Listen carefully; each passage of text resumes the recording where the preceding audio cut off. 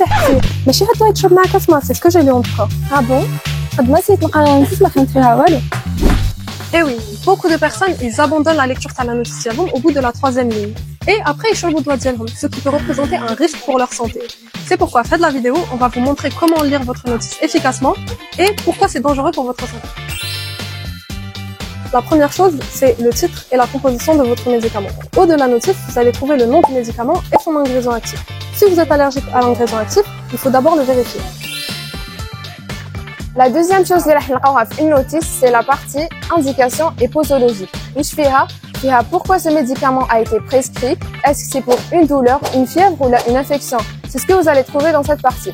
Ensuite, lisez attentivement la partie posologique, c'est-à-dire combien et quand vous allez prendre ces médicaments.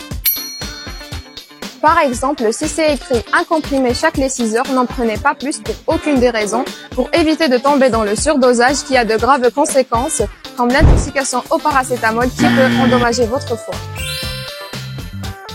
Contre-indication et précaution. Certaines personnes ne doivent jamais prendre certains médicaments. Et c'est donc pour cela que cette partie est cruciale. Cela peut inclure la grossesse, l'allaitement, certaines maladies spécifiques telles que l'insuffisance rénale et certains troubles cardiaques, et aussi les interactions médicamenteuses. Par exemple, si vous prenez déjà des anticoagulants, il est fortement déconseillé de prendre de l'ibuprofène, car il augmente le risque de saignement. Mais si vous avez un doute, allez voir votre pharmacien. Regardez bien la partie des effets indésirables possibles. Certains sont bénins et fréquents, comme les maux de tête, les nausées, etc.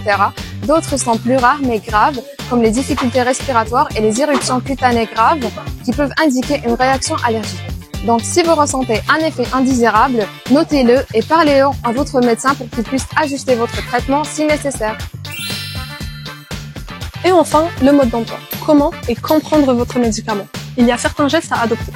Premièrement, vous devez le prendre à jeun ou bien après un repas. Deuxièmement, avec un grand verre d'eau et non pas du jus de pamplemousse car il peut interagir avec beaucoup de médicaments. Et enfin, vous devez le prendre à des horaires précises. Par exemple, si vous avez un médicament chaque 8 heures, mettez un rappel sur votre téléphone pour ne pas l'oublier car vous pouvez diminuer de son efficacité. C'est donc comme ça que notre vidéo s'achève. Abonnez-vous pour plus de vidéos informatives et laissez-nous votre avis en commentaire.